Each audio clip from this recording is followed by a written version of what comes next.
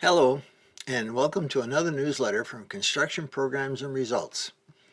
I'm Michael Stone, and I will be sharing our newsletter with you.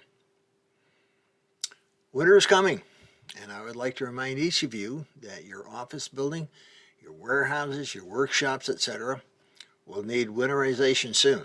Be sure and put it on your list of things to do. Don't forget your vehicles as well. No fun thawing out frozen pipes or engines. Been there, done that.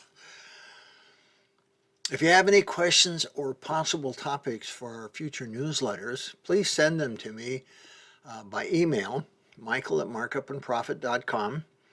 And if we can help prevent future problems for our contractor friends, we put that in our priority list of things to share with you.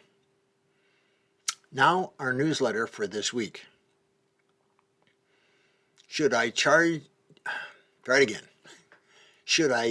markup if I'm not making sales? An interesting note came in that asked honest questions about calculating markup and sales. It was interesting because he mentioned both our method of calculating markup and the method recommended by another consultant. This is what he wrote with a link to the description of capacity-based markup. Okay, I could be getting ahead of myself as we have not sold very many projects using the markup method as of yet. We were formerly an hourly rate handyman contractor. Now that we are getting into bigger projects with subcontractors, we're looking for the right markup system to use. I read your book, Markup and Profit Revisited, and I completely agree with the math for the markup.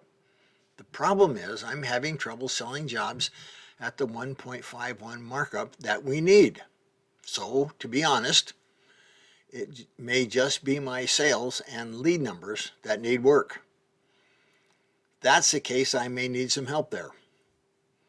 So all in all, I'm not exactly sure what my question is, but I may need your help to become a better salesperson and marketer. Let me know what services you offer in that regard. Thanks for your time, Michael, and that's the end of his note.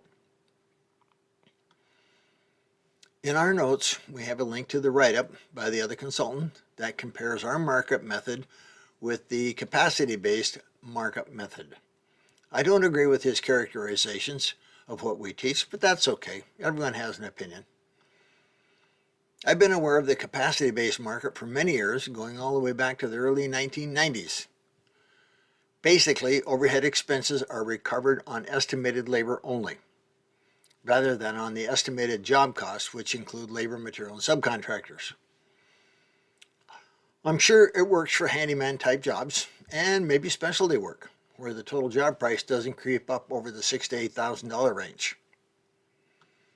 There are many possible ways to price your jobs, and I won't take serious issues with any of them as long as they do the following. 1. Allow you to recover all your job cost, overhead expenses, and make a reasonable profit, because if you don't, your business will fail. 2.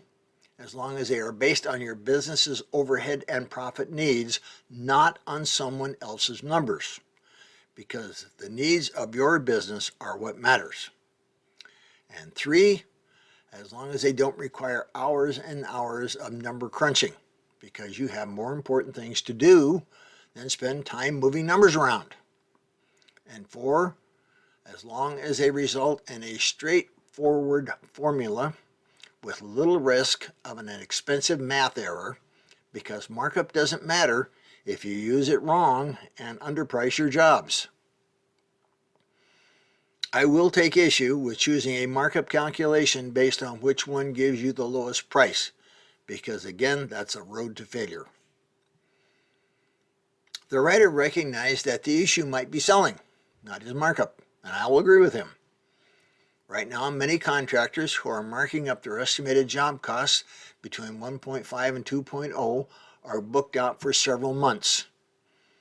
To clarify that, if your estimated job costs are $1,000, a markup of 1.5 gives you a sales price of $1,500. A markup of 2.0 results in a sales price of $2,000. What often happens is the salesperson is more concerned about low price than the client. Their frequent comments about low price lead the client to focus on price, not value, and the sales call goes downhill from there. That's why it's important to know how to conduct a sales call and keep the focus where it belongs. Sales is a skill, and skills can be learned. Many home and building owners today consider price to be low on their list of priorities.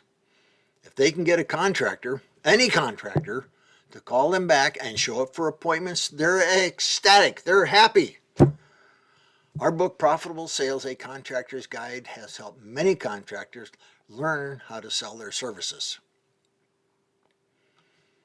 One step in a sales call is setting the budget. In today's market, with rapidly increasing material and labor costs, it's even more important to set the budget early in the sales call because it's very likely their expectations will be lower than reality.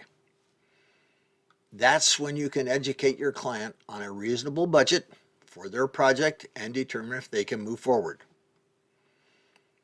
I don't believe in gouging clients. I believe in charging a fair price that recovers all your costs and results in a reasonable profit. You aren't in business to spend time fussing with numbers. Those who do have lost focus on what's important. You're in business to provide a service to your customers and make a profit doing it.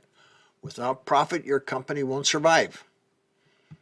Don't spend hours fiddling with your numbers. Invest the time improving your sales skills.